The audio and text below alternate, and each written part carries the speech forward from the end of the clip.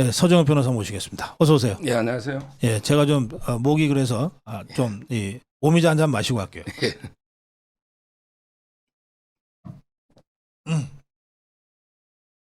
이재명이가 그 17일 날 나갑니까? 예, 검찰에? 다음 주 목요일 날 예. 17일 날인데 그 서울중앙지검에 네. 반부패 일부에서요. 네. 백현동하고 인데 그 위정교사 두 가지로 인데 그 소환했고요. 네네. 그다음에 그 수원에서도 8일 중에 소환하겠다. 아, 쌍방울로? 예, 쌍방울로 예. 이렇게 그 발표를 했는데 네네. 위정교사는 이제 뭐냐하면 네. 김진성 씨라고 있습니다. 김진성 예. 이분이 원래 그 성남시장 김병량 예. 옛날에 김병량 있잖아요. 예. 예. 이분이 그 수행 비서였어요. 예. 근데 옛날에 이재명이가 최초로 KBS PD하고 그때 그 검사 사칭 사건 네. 기억나시잖아요. 네네. 검사 사칭 사건의 그 전화를 직접 받았던 김병량 시장의 수행비서 이분이 김진성 씨인데 네. 지금은 이제 이분이 그 백현동의 김인섭하고 일해요. 백현동 팀에 와 있습니다. 그러니까 이제 그 이분한테 이재명이가 직접 전화해가지고 네. 위정을 교사한 그때 김병량 시장 측에서 이재명을 죽이기 위해서 이제 그 최초로 PD는 고소 취하하고 네. 이재명 측으로 검사사칭 책임을 돌린 거 이렇게 정언해달라. 이게 육성이 나와서 이재명. 아하. 그래서 이제 그 위정 교사 요건 이제 김진성 씨는 이미 기소가 됐고 아하. 이재명도 이제 이번에 소환해서 조사하는 그래서 이제 두 건으로 소환한 겁니다. 위증 교사는 죄가 어떤 좀 무겁습니까? 위정하고 이제 똑같죠. 위정이 이제 보통 뭐 한 7년 이하니까 네. 아주 무거운 죄죠. 따라서 이제 이 부분은 뭐 이재명의 그 직접 목소리가 네. 녹취록이 다 놓은 거예요. 아하. 그때 그 김진성 씨가 다 녹음을 자동으로 돼 있어 가지고 네. 위정을 부탁한 이게 놓고요. 네네. 그다음에 뭐 백현동은 워낙 이제 많이 다뤘기 때문에 네. 그 4단계 상향부터 네네. 배임은 이제 그 세 가지로 보면 돼요. 네. 첫째는 이제 그 성남 도시개발공사는 빠져라. 이게 첫째 배임인 거예요.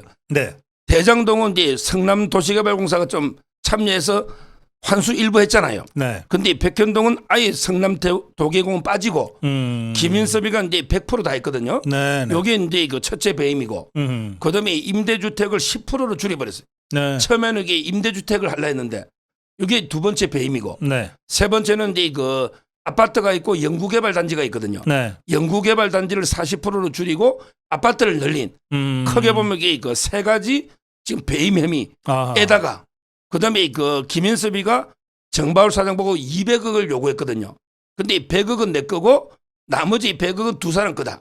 그 두 사람이 이제 이재명 정지상이 아니냐. 네. 이런 이제 뇌물 혐의까지 전부 그 조사가 하면 될 걸로 보입니다. 알겠습니다.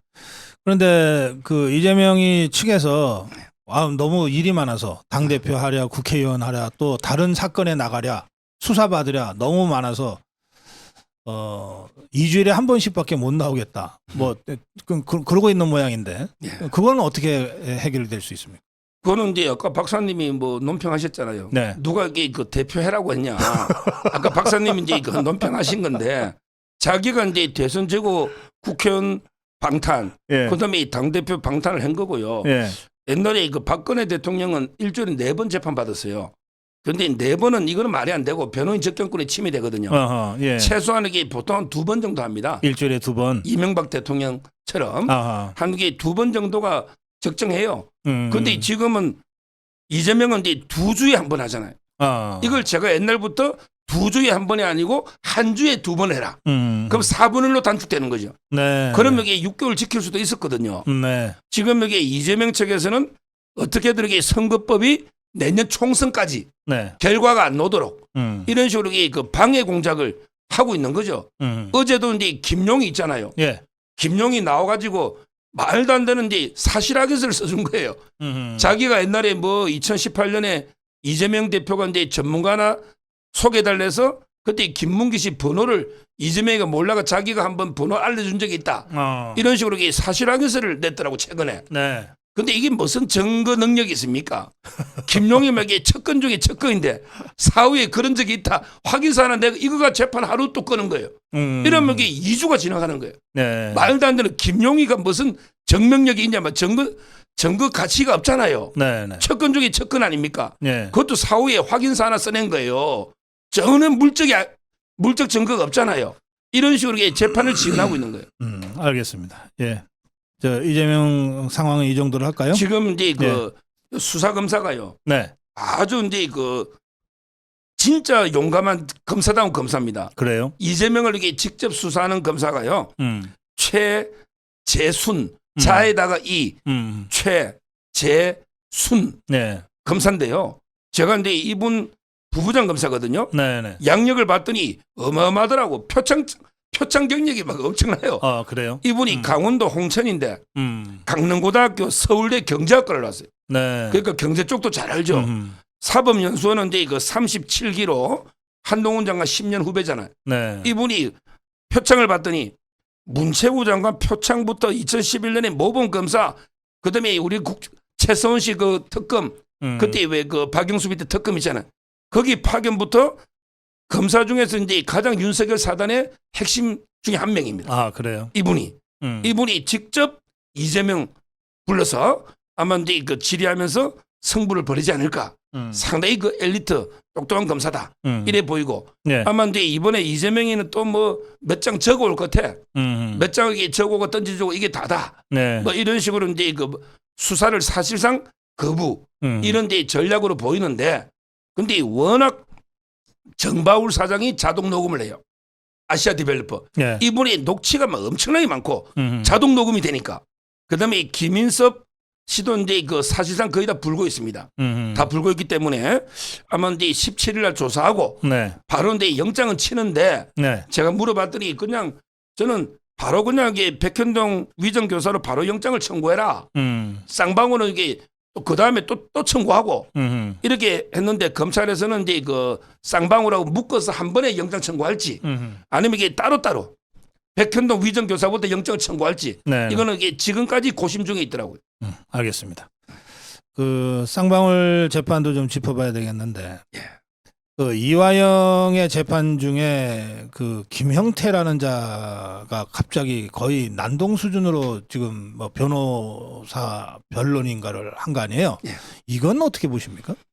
지금 이제 그 요거는 이제 이화영이가요. 네. 지금도 이게 뭐 하루에 한 100번씩 마음이 바뀐대요. 지금 음. 이화영 주위에 그 3명 3대 3으로 편을 이루고 이게 싸우고 있어요. 네네. 하나는 이제 그 실체 진실을 밝히자는 파. 아. 이제 진실 다 밝히자. 우리가 이게 더 이상 숨길 수 없지 않냐. 음. 이 사람들은 이제 그 누구냐면 3명이, 첫째는 이제 이거 내연녀 문성옥이라고 있어요. 승리할 때 문성옥, 승리할 때 성입니다. 밑으로 문성옥. 이분은 이게 이제 진실 다 밝히자. 정은도 그래 하고 있어요. 이분이 있고, 그다음에 법무법인 해광, 바다 해자 하이 해광의 서민석 변호사라고 있습니다. 서민석. 이분은 이제 진실을 다 밝혀서 이화영의 형량을 줄이자. 이런 데 파가 있고. 그거 진짜 이거 저 잘하는 변호사네요. 그렇죠. 예, 그다음에 피고인을 그 쌍방울의 회장 예. 김성태부터 임원들, 이분들에게 진실을 밝혀서 우리가 차선책에 찾자. 이렇게 3명이 한 편이에요. 아하. 그러니까 법무법인 해광의 서민석, 그다음에 쌍방울 김성태 회장, 그다음에 내연녀 문성옥, 3명이 한 편이고, 네. 그다음에 반대편에 3명이 있어요. 요걸 이제 그 이재명 수호파, 이재명 지키기파, 요 3명은요. 바로 이제 그 첫째가 조금 전에 말한 법무법인 덕수의 김영태 변호사. 그래요. 이 사람은 이게 이화영의 형량에는 아무 관심이 없어요. 그냥 이게 오로지 이재명만 지키면 된다. 이게 바로 덕수의 김영태고, 네. 그게 두 번째 사람이 본부인 내연녀는 저쪽이고, 네. 본부인 있잖아 백정화. 네. 본부인은 이게 남편의 형량 관심이 없어요. 오로지 이게 이재명만 지키자. 그리고 이제 한 명이 이재명. 그러니까 이쪽에 3명은 이재명, 백정화, 김영태. 이게 한 편이고, 그다음에 이쪽은 김성태, 문성옥, 그다음에 그 서민석 변호사. 이렇게 3대 3이 이화영 부지사를 계속 압박을 하니. 아, 양쪽에서. 예. 이화영 부지사가 하루에도 100번이 오락가락 하다가 네. 지금 여기 들어보니까 마음을 실체 진실파 쪽으로. 왜냐하면 여기 본부인하고는 이혼 안 했지만 진짜 사랑하는 사람은 문성옥이다. 이렇게 변호인한테 이야기하고 있고, 그다음에 나는 서민석 변호사와 함께 가겠다. 김영태는 안 하겠다.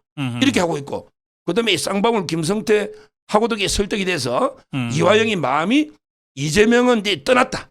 이쪽 세 명은 떠났다. 이렇게 보면 돼요. 아, 그래요. 그러면 그런 상태에서 김영태가 거의 자살골 수준으로 그 법정에 간 거 아니에요? 예. 그럼 이 사람이 이게 그 머리가 없어서 그런 겁니까? 아니면 뭐 이렇게라도 하지 않으면 안 되는 무슨 절박한 사정이 있는 겁니까? 자기는 이제 어떻게든 이재명을 살리기 위해서 네. 제일 좋은 거는 이제 이화영의 입을 번복시키는 거. 번복시키면 제일 좋고 예. 번복이 안 되잖아. 그러면 이게 차선책으로 이화영의 진술을 믿을 수 없다. 해유 협박 때문에 한 거기 때문에 믿을 수 없다. 네. 이런 식으로 탄핵하려고. 그래서 김영태가 나간 건데. 네. 근데 결과적으로는 김영태 변호사가 의견서를 낸 게요. 네. 완전히 이재명한테는 진짜 자살골이 돼버린 거예요. 왜 그렇습니까? 두 가지 면에서. 예. 첫째는 이제 그 이화영이가 이재명한테 보고한 게 적나라하게 그 의견서에 있어요. 원래는 이게 이화영이가 말을 바꿨냐 안 바꿨냐 논란이 있었잖아요. 근데 그 김영태 변호사 의견서에 보면 네. 이화영이가 이제 2019년 7월 달에 필리핀의 마닐라 있잖아요. 네. 그 회의 직후에 이재명한테 쌍방울이 대납한다는 걸 보고했다. 이런 게 진술이 나오고요. 네. 그다음에 자기가 이제 2019년 12월 달에 부지사 그만둘 때 있잖아. 네. 이때도 이게 이재명한테 보고했다. 쌍방울이 도와준 걸. 이 말은 이제 두 번이나 쌍방울이 대북 방문 도와준 걸 이게 직접 이화영이가 이재명한테 보고했다. 여기 의견서에 나옵니다. 아, 그래요?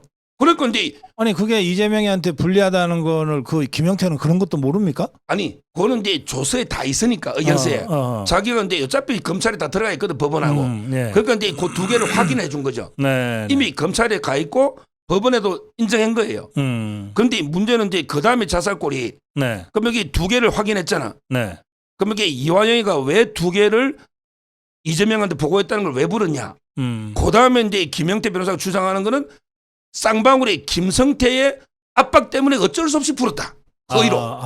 예. 그럼 이게 쌍방울 김성태가 뭐라고 이화영을 협박했느냐? 세 가지로 협박했다는 거죠. 네. 하나는 이제 그 이화영이가 보고한 걸 말 안 하면 내가 이게 옛날에 그 이재명 재판 항소심에 로비한 걸 폭로하겠다. 항소심 재판에 로비한 걸 폭로하겠다. 예. 선거법 그때 있잖아요. 네네. 그다음에 김용을 통해서 그 재판 대납, 예. 그 변호사비 대납. 뭐 대납도 있고 그건 따로고 예. 로비비로 가져간 게 있어요. 로비. 아, 로비비로. 항소심에 그 그하고 로비한다고 별도로? 내가 돈을 많이 줬다. 아하. 이재명 재판. 예. 이걸 폭로해버리겠다. 이화영이한테 했다는 거죠. 예. 그다음에 두 번째 김용을 통해서 이재명 측에 돈을 지원해 줬다. 이걸 또 폭로하겠다는 거예요. 네.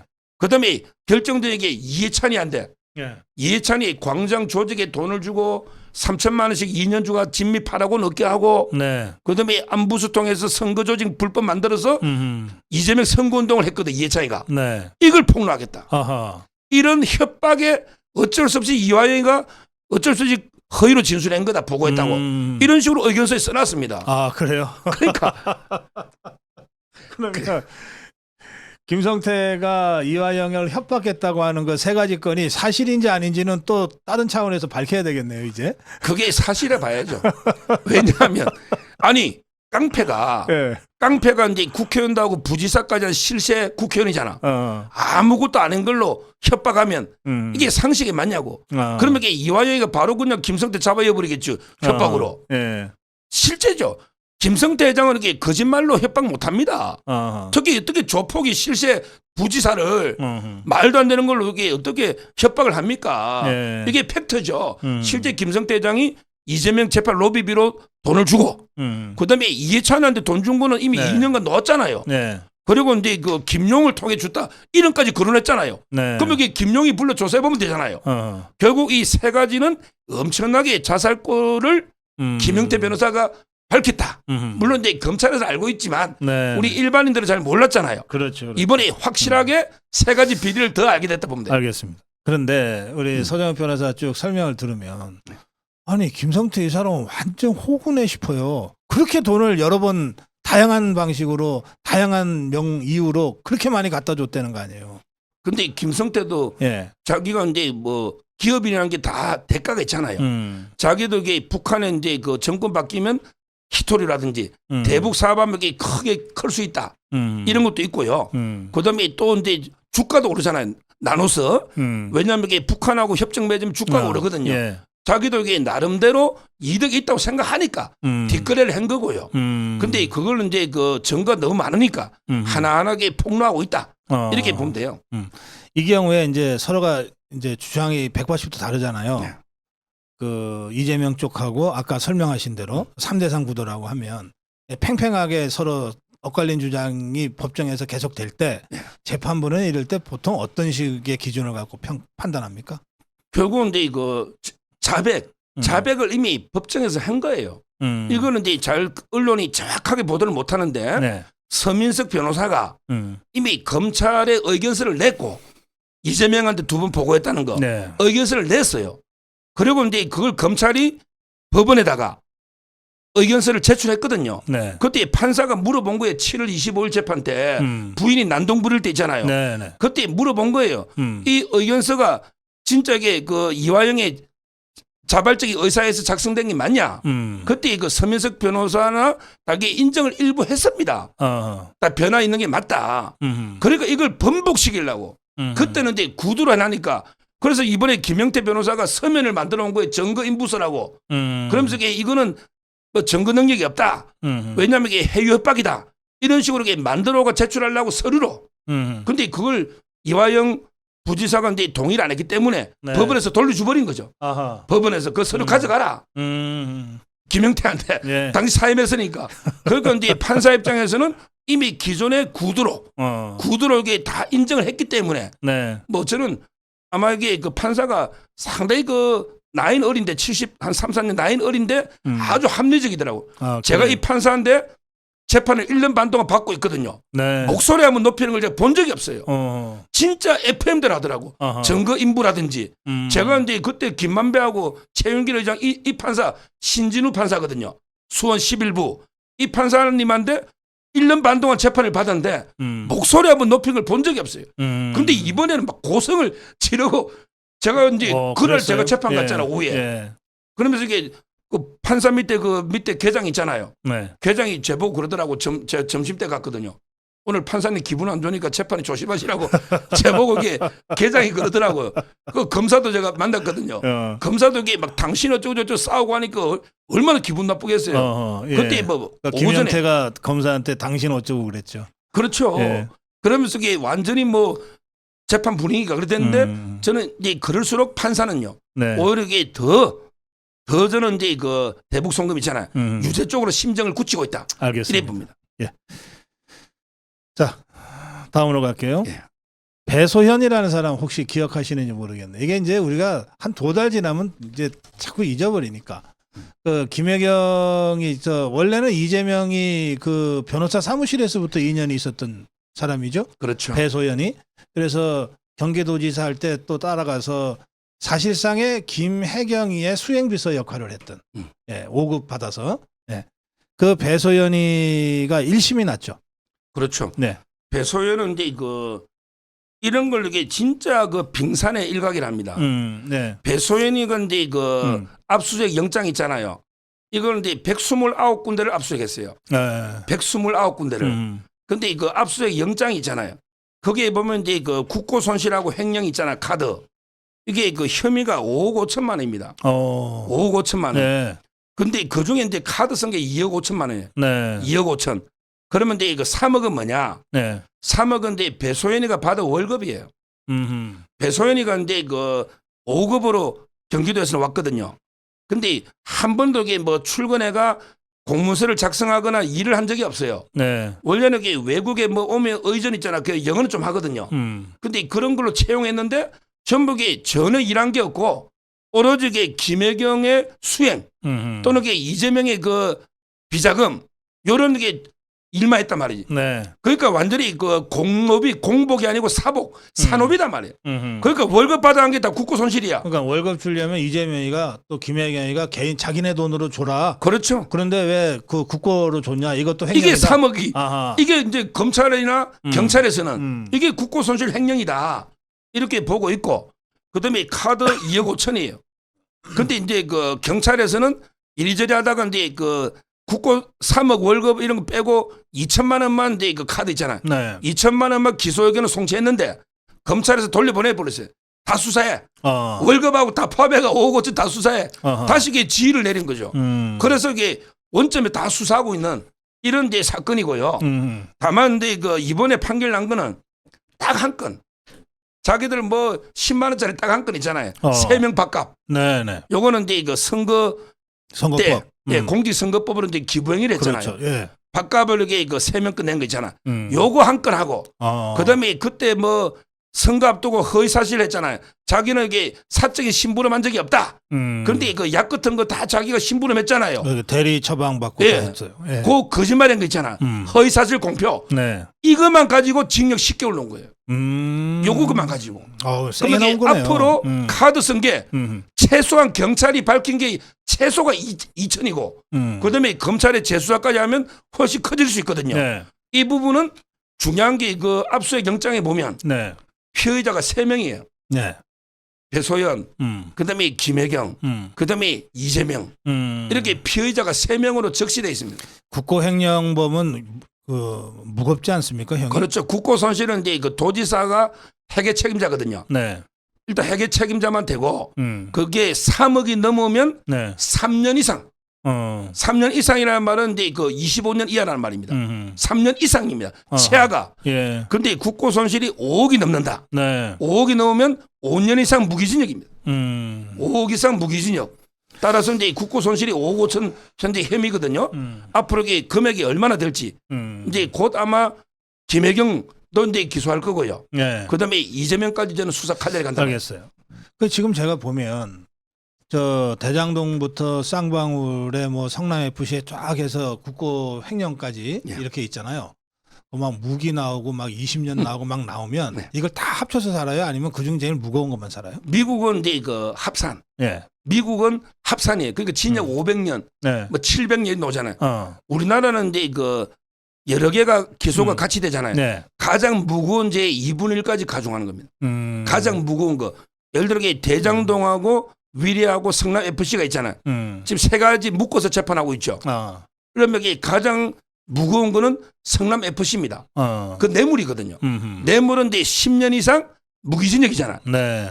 근데 제일 높은 게 무기징역이잖아요. 무기징역은 이게 가중할 수가 없잖아요. 가중할 결국에 무기징역 범위 내에서 적으면 되는 거죠. 근데 이번에 새로 흉악범죄는 네. 가석방 없는 무기징역이라고 일종의 가산 그거 지금 하겠다는 거 아니에요? 그게 그게 적용될 아직 수도 법이 있어요. 통과 안 됐으니까. 그러니까 그거 개정령 하면 그게 소급입법도 아니네. 소급입법 아닙니다. 그 앞으로 재판 중이기 재판에서 때문에. 그렇구나. 그거는 이제 그 합법이에요. 소급입법이 아니에요. 그러면 우리 법리적으로만 따집시다. 네. 이재명의 죄 의혹이 다 유죄로 확정이 될 경우에는 가석방 없는 무기징역형까지 가능하다. 앞으로 개정령이 법상으로는 가능하고 통과되면 예. 그거는 이제 이미 재판 중인 사항에 대해서 형벌이 바뀌잖아요. 그런 거는 이게 소급입법 금지가 아니기 때문에 예. 가능한데 지금 이게 그 가석방이 없는 그 무기징역 있잖아요. 이게 미국하고 영국에서 있는 제도예요. 근데 예. 독일하고 프랑스는요 없어요. 얼마 전에 이거 독일 있잖아요. 예. 독일은 이게 가석방 없는 무기징역 만들었다가 헌법재판소에서 위헌이라 그랬어요. 예. 위헌이다. 예. 따라서 이게 어떻게 될지는 모르겠는데 네. 있다면 통과된다면 이재명이는 이게 1순위로 적용될 수가 있죠. 무기징역 형량이 워낙 많으니까. 그 서정훈 변호사. 예. 이재명의 변호를 맡을 리가 없지만 그래도 이재명 측의 변호인이라고 가정하고 지금 이재명한테 끝까지 버텨라고 조언하겠어요? 아니면 지금이라도 고백하고 형량 낮추자. 잘못하면 무기징역 간다. 이렇게 조언하겠어요? 법률가로서는. 저것도 이게 그 자수하여 광명 찾자. 그러니까 이게 자백해서 형량을 줄이는 전략으로 가야죠. 이게 이화영의 변호인 그 서민석 변호사도 그 이야기거든요. 다 이게 자백해서 형량을 이게 어떻게든 좀 줄여봅시다. 지금대로 가면 20년 이상 노니 어떻게든 이게 우리가 목표를 한 6, 7년 정도 잡고 이렇게 줄여봅시다. 이렇게 네. 지금 짜고 있는 거예요. 그래요. 그 참. 근데 이 배소연의 혐의가 네. 또 국고 손실만 있는 게 아닙니다. 5억 5천. 그 말고도 이게 배소연의 혐의가 엄청나게 많아요. 뭐냐면 네. 그 부하 이게 7급의 그 부하 직원이 다 녹음해가 폭로했잖아요. 아, 맞아요. 그때 예. 녹취 기억나죠? 네, 네. 근데 7급 직원 보고 이런 일 해라 저런 일 해라 막 시켰죠. 엄청 갑질했지. 이런 게 강요죄입니다. 어, 상급자가 그러네. 강요잖아요. 직권 남용 또는 강요. 이걸로도 고발돼 있어요. 배소연이가. 그다음에 또 있어요. 바로 근데 그 이재명의 옆집 2402호. 네. 2402호 이재명이가 2401호잖아. 거기에 초밥이나 샌드위치 법인카드 쓴 게 다 거리 갔거든요. 거기에 그 GH라고 경기주택공사잖아요. 네. 그 사장이 리틀 이재명 이현욱 변호사잖아요. 그런데 그 거기에 횡령 배임으로 경찰에서는 영장까지 옛날 청구했었거든요. 거기에 그 카드 쓴 게 옆집으로 전부 게 초밥이나 샌드위치로 넘어간 거. 네. 여기에 횡령 배임이에요. 아하. 선거법은 시효가 지났지만 횡령 배임이 있는 거예요. GH 경기주택공사. 네. 그거하고도 배소연이가 연결돼 있다. 그 집 있잖아요. 2402호. 원래는 경기주택공사 거잖아요. 네. 이걸 배소연이가 중개사가 내놓고 다 했다니까요. 따라서 이 부분도 이게 있고요. 또 근데 배소연이가 또 있습니다. 배소연이가 지금 이게 집이 네 채입니다. 법률상 남편까지 하면 네 채예요. 아하. 재산이 이게 공시가가 옛날에 50몇 억인데 지금 100억 훨씬 넘어요. 이 재산은 어디서 났느냐? 경찰에서 발표했는데 이게 상속세 낸 게 없다고 했어요. 아하. 상속세. 그럼 이게 소득이 어디서 났냐? 이게 바로 이재명 까이냐? 요런 게 조사가 마지막에 또 남아 있고요. 네네. 그다음에 마지막 그 배소연이 내연 남자가 있거든요. 그 김현욱 씨라고 극단적인 선택해 보잖아요. 그래요. 예. 이분이 김혜경 차 운전도 하고 이분이 카드 썼다가 바깥치기 하고 그렇죠. 도청 카드로 예. 극단적인 선택했잖아요. 이런 게 부분도 조사가 돼서 배소연이는 이게 앞으로 한 4-5가지로 더 추가될 것입니다. 그래요. 알겠습니다. 자, 다음 이슈로 갈게요. 조민희가 불구속 기소됐죠. 그렇죠. 근데 조국이가 날 차라리 무슨 어디 남산이나 남영동 데리고 가서 차라리 나를 고문해라. 그러니까 그랬더니 이제 김건식 그 선배 있잖아, 송파에. 그분이 그 써놨더라고 페이스북에. 너 조국이 한 번도 남산이나 남영동 가본 적도 없지 않냐? 자기는 가봤는가 봐. 김건식도 옛날에 운동거리거든. 박사님도 가보셨는지 모르겠는데 한 번도 가보지도 않은 놈이 뭐 민주화 투사 코스프레를 하는 거죠. 한마디로 검찰이 독재를 하면서 자기한테 자백을 강요한다. 내가 자백을 하면 조민이 살려주고 내가 여기 부인하니까 조민이 죽이는 거 아니냐. 이런 식으로 자기가 아무 죄도 없는 사람을 고문해서 자백을 강요하는 검찰 독재. 이걸 비판하기 위해서 이런 글을 올린 게 아닌가. 이런 네, 뭐, 민주화 투사 코스프레 하고 있는 거예요. 남산이나 뭐 남영동이나 갈 때는 안 돼요. 김건식이도 거기 갔던 적은 없는 것 같은데. 하여튼 뭐 좋습니다. 그 불구속 기소는 법리적으로 어떻게 보십니까? 조민에 대한 불구속. 저는 이제 구속까지는 뭐 힘들 거고요. 네. 불구속 기소한 거는 적절한데 네. 제가 이제 어제도 방송에 그랬지만 자, 조국이나 정경심 교수한테 제가 마지막으로 방송에서 물어봤죠. 네. 7대 스펙 중에 한 개라도 위조나 허위를 인정합니까? 7대 스펙이 뭐냐? 네. 그게 이제 그 동양대 총장의 표창장, 그다음에 동양대 그 연구 보조원, 네. 그다음에 서울대 공익인권법센터, 그다음에 키스트라고 있잖아. KIST, 키스트 인턴, 네. 그다음에 그 부산의 아쿠아 팰리스 호텔 인턴, 네. 그다음에 공주대 논문, 그다음에 당국대 그 의전 유명하잖아 의대 논문. 이게 7대 스펙이에요. 이게 다 위조 또는 허위다. 이게 대법원 판결이에요. 근데 조국 정경심 이 7개 중에 한 개라도 허위임을 자기 잘못을 인정하면 어떻게 선처를 해줄 수도 있을지 모르지만 전부 이게 7대 스펙 위조가 대법원까지 났음에도 불구하고 본인은 억울하다. 이렇게 부인하고 있잖아요. 이런 상태에서 어떻게 조민을 선처하느냐 말이지. 이럴 거면요. 그 아들은 조원입니다. 아들이 조원인데 이자도 이게 그 최강욱 법률사무소에서 인턴을 허위로 했다. 네. 이래가 최강욱이가 지금 집행유예 의원직 상실형을 받았잖아. 대법원에 있잖아요. 네. 전화배치로 가 있거든요. 그런데 이런 식으로 가면 이게 아들도 여론이 안 좋아집니다. 그래요. 예. 그 검찰이 기소한 이유가 조민희가 주도적으로 범행을 저질렀다 이렇게 돼 있던데요. 맞습니다. 예. 그거는 이제 그 조민희가 그러니까 조국의 주장을 받아들인 거예요. 조국이는 지는 안 시켰다, 안 했다고 하는 거니까. 그보다 이제 그 조민희가 최대 수혜자는 맞죠. 세대 수혜자는 의대 가면 맞는데. 조민희가 의사하지 뭐 조국이나 정경심이 의사하는 건 아니잖아요. 그러니까 이제 수혜자는 맞는데, 네. 근데 실제 행위자라는 게 뭐냐? 조민희가 컴퓨터를 제일 잘하죠. 솔직히 컴퓨터를 엄마가 야야 이래놓으면 요래 오래 가지고 복사해가 요래 붙이고 조작하고 이런 걸 조민희가 어린애들이 컴퓨터를 제일 잘하잖아. 예. 이런 게 위조 행위에 주도적 역할을 했다. 이런 게 판단이고요. 네. 여기서 이제 좀 그 일반 시청자분들이 궁금해할 수 있는 게 공판 5부에서 기소를 했거든요. 예. 보통 우리가 공판할 때는 재판만 하지 수사 안 하잖아요. 어허. 근데 왜 공판 5부가 기소하느냐? 이 공판 5부는 특별 별동대입니다. 공판 1, 2, 3, 4부는 근데 공판만 해요. 근데 이 공판 5부는 검사가 24명이 있어요. 근데 누구냐면 전북의 특수부 출신 검사들이 와 있어요. 아하. 주로 근데 중요 사건 공판을 담당하기 위해서 옛날에 조국 수사했던 사람들이 공판 5부에 와서 재판까지 합니다. 그러니까 검사가 24명, 서울중앙지검의 가장 큰 부서입니다. 그러니까 이제 독자적으로 기소 여부를 결정하고, 그래서 이제 공판 5부에서 조민희 기소를 결정한 알겠어요. 이런 사건이. 예. 자, 짧게 다른 근데 사람들도 하나만 더. 예. 요 최강욱이 야 진짜 이게 3년째 지금 하고 있거든요. 아, 재판. 그걸 전화배치로 넘겨놨다니까 또 내년에 의원직 다 마친다니까요. 최강욱이가. 네. 이래가지고 이게 이놈이 또 막 조국이 편들어가지고 창자를 끊는 아픔이다. 최강욱이가 창자를 자기 끊어지는 예. 아픔이다. 이렇게 막 표현했잖아요. 이 최강욱이가 좀 무식해가 사법고시를 많이 떨어졌대. 그래서 이제 법무가 출신인데 좀 이런 것도 이게 좀 한자로 좀 하지. 창자를 끊는 아픔을 단장지애, 단장 창자를 끊는 지애 이렇게 한자성어를 쓰는데 제가 이제 그 최강욱한테 하고 싶은 말은, 야 최강욱, 아니 조민희는 범죄를 직접 주도하고 수혜자인데 이거 불구속 기소한 게 창자를 끊는 아픔이면 진짜 단장의 아픔은 뭐냐?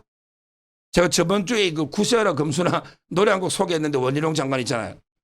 이번에 진짜 단장의 아픔은 그 반야월 쌤이 작사하신 단장의 미아리 곡에 이런 노래가 있어요. 거기에 보면 진짜 억울하게 북한으로 끌려가면서 완전히 철사줄로 손 꽁꽁 묶여가지고 가버린 이런 게 단장의 아픔이지. 네. 조민이 진짜 죄를 진 조민이 불구속 기소한 게 무슨 그렇게 창자를 끊는 아픔인가. 네. 우리 최강욱이도 공범으로 저는 게 빨리 선고해야 된다 말이에요. 알겠습니다. 자, 마지막 주제 가겠습니다. 그 정진석 의원의 명예훼손 사건이 그 검찰이 500만 원 구형을 했는데도 그게 약식 재판을 정식 재판으로 끌고 가더니 판사가 6개월 징역형 실형을 내렸어요. 이거 어떻게 봐야 됩니까? 이거는 이제 뭐 판사가요. 네. 완전히 뭐 정치 판사가 정치 판결한 거예요. 제가 근데 방송에서는 점잖게 이야기해요. 네. 제가 판사 이름 노골적으로 깔 수는 없잖아요. 네. 종편에서는 이제 이거 켈젠이라고 있거든. 법 철학자. 네. 켈젠이 뭐랬냐면 이게 법은 칼하고 저울이 있어야 된다. 칼이 없으면 법이 무기력한 거고 저울이 없으면 야만 그 자체다. 네. 저울이 없으면 야만이잖아. 근데 이번에 정진석 의원 판결은 저울이 고장 나가지고 네. 제대로 이게 행위에 대해서 제대로 제지를 못했다.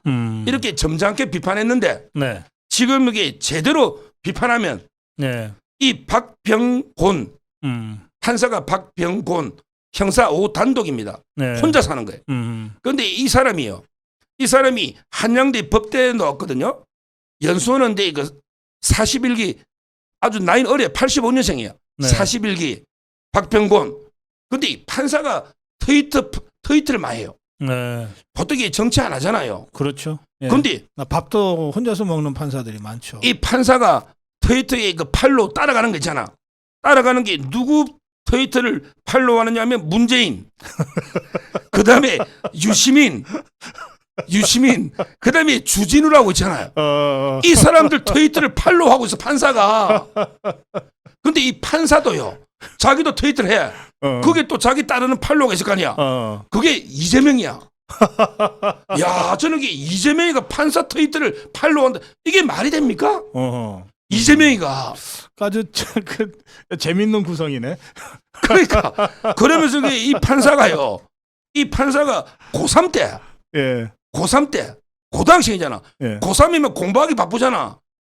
그때 노무현이가 탄핵된 거예요. 네. 2004년인가 아마 노무현 탄핵 됐잖아요. 네, 2004년. 네. 85년생이니까 고3이에요. 예. 근데 그때 뭐라고 글을 썼냐면 불법 자금이나 받아 처먹는 국회의원들을 전부 다 이게 국회의원들이 먼저 사퇴해야지 왜 노무현을 탄핵하느냐. 불법 자금이나 받아먹는 국회의원들부터 사퇴된 거 아니냐. 이렇게 노무현을 옹호하면서 국회의원들 비판한. 고등학교 때부터 저 고3 노파였구나. 예. 그다음에 대학 와가지고 이게 한양대에서 학보사 신문사 기자를 한 것 같아. 네. 그러면서 그때 우리 그 장갑차에 채워 죽인 미선이 뭐 효순이 예. 사건 있잖아요. 예. 이때도 막 한나라당하고 새천년 민주당 있잖아 그때. 추미애인가 봐 새천년 민주당. 예. 이 당을 엄청나게 비판해놨더라고. 글을 남겨놨어요. 네. 야, 이렇게 노무현을 신격화하는 이런 판사가 노무현에 대해서 명예훼손이 들었다고 생각한 거지. 어허. 그렇잖아요. 이게 저는 자기 완전히 정치관에 따라서 정치 판결을 해버린 알겠어요. 예. 이런 판결이에요. 그 제가 이 관련 기사를 좀 보니까 이제 지금 우리 서정욱 변호사 소개해 주신 그런 이력을 갖고 있는 사람인데 아니 그 사람의 그런 이력과 이번의 판결을 기계적으로 연결시켜서는 안 된다. 이런 주장도 있고 또 판사도 사람인데 정치적 견해를 가질 수 있지 않냐. 다만 그 견해가 판결의 균형을 잃지만 않으면 된다. 이런 주장도 있고 그런데 그건 어떻게 봐야 됩니까? 지금 이게 판사들이요. 제가 저번 주에 예. 판사 2명하고 예. 그다음에 변호사하고 신문기자하고 이렇게 술을 먹다가 네. 조국 이야기 놓은 거예요. 조민. 조민 기소에 말해야 된다. 예. 이 술 먹다가 판사 한 명이 술잔 던지고 가버렸다니까. 분위기 완전 깨지고 있는 거야. 야, 판사가 이게 족바 같아. 완전히 조국이 편인 거예요. 술 먹다가 조민이 기소해야 된다고 한 명이 주장하니까 저는 그럴 때 말 안 하고 가만히 있거든요. 이불로. 저 침묵 저는 말을 안 해요. 싸움 날 거 알기 때문에. 예. 야, 이런 식으로 특히 조국 지지하는 판사도 많고요. 네. 그다음에 뭐 이재명이 판사도 있을 거 아닙니까? 예. 이런 이게 판사가 이렇게 판결을 딱 맡으면 이런 말도 안 되는 게 노는데 저는 이게 판결에 뭐가 문제냐면 정진석의 입증 책임이 또 중요한 거예요. 입증 책임. 네. 정진석은 뭐라 했냐면 네. 권양숙이나 아들이 수사받다가 그거 맞잖아요. 예. 수사받다가 부부 싸움을 해가지고 부부 싸움 해가지고 권양숙이는 가출해버리고 노무현 대통령이 극단적 선택을 했다. 요 발언이거든요. 그렇습니다. 그러면 이게 앞부분하고 뒷부분 맞잖아. 극단 선택 맞고 수사받은 거 맞고 지금 이게 부부 싸움에가 가출했냐 요거 하나다 말이에요. 근데 저 판결문을 보니까 아무 말이 없어. 부부 싸움 했는지 안 했는지를 밝히란 글이 없어요. 아니 정진석이 글이 허위라면 이래야지. 부부 싸움을 한 적이 없음에도 불구하고 허위를 했다 해야 돼.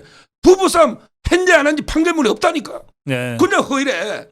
제 말은 이게 부부싸움 했다는 거는 많은 사람들이 그때 떠들었거든. 예, 그럼 이게 입증을 누가 해야 되냐면. 예, 당시에 정치포안에서 그런 식의 얘기들이 많이 돌았죠. 그러니까 입증 책임을 검찰과 법원이 입증을 해야 되잖아. 네. 이걸 정진석 의원 보고 부부싸움 했다는 걸 입증해라고 하면 그거는 민사에서는 그래요. 그런데 형사는 무죄 추정 원칙이잖아. 예. 저는 법리적으로도 부부싸움 이야기가 많이 돌았기 때문에 정진석 의원이 언급했고 네. 또 이게 중요한 게 비방 목적이 없어요. 정진석 의원이 이걸 노무현을 비방하려고 쓴 게 아니고 네. 그때 그 박원순 있잖아요. 박원순이가 이제 그 이명박 대통령이 노무현 죽였다고 막 하니까 그러면 이명박 대통령이 죽인 게 아니고 근데 이게 부부 싸움하다 스스로 극단 선택한 게 아니냐. 예. 이런 게 의도로 쓴 거기 때문에 반론적 주장하다가 그렇죠. 쓴 거다 이거죠. 이거야말로 이게 저는 이걸 실형을 때리는 거예요. 집행유예도 아니고 정말 이게 항소심에서 바로 잡아야 됩니다. 그래요. 예. 시간이 다 돼서 마무리 한 말씀만 좀 해주실래요? 김태우 수사관요. 예. 저는 이것도 많이 다루는데 김태우 수사관이 폭로한 게 한 30몇 개입니다. 네. 그 중에 대다수가 공익신고를 해가지고 유재수 감찰무마, 김은경 환경부 장관, 네. 전부 이게 역사를 바꾼 이런 게 위대한 공익신고 행위를 한 거예요. 근데 그 중에 이제 몇 개가 5개, 몇 개가 이제 그 비밀을 침해했다는 건데 네. 제가 여기 보니까 그 비밀 침해했다는 판결문 보니 뭐냐면 이게 우윤건 러시아 대사가 돈 받았다는 첩보. 네. 그다음에 그때 뭐 또 철도시설공단 김상균 첩보. 요 몇 개거든요. 네. 근데 그것도 제가 보기에 공익신고 대상이 될 것 같아요. 네.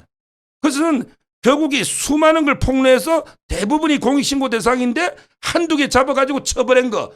이 판결이 잘못된 거다. 네. 이걸 지적하고 네. 이 판결이 잘못됐으니까 윤석열 대통령이 사면한 거는 정당하다. 이렇게 주장하고 근데 마지막 남은 게 이제 공천이잖아요. 네.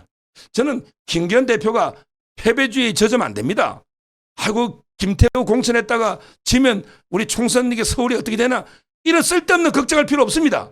당당하게 김태우 수사관은 위대한 이게 공신고자입니다. 보호해야 되고 저는 이게 공천하면 가능성 충분히 있다고 보고요. 현직 구청장이었잖아요.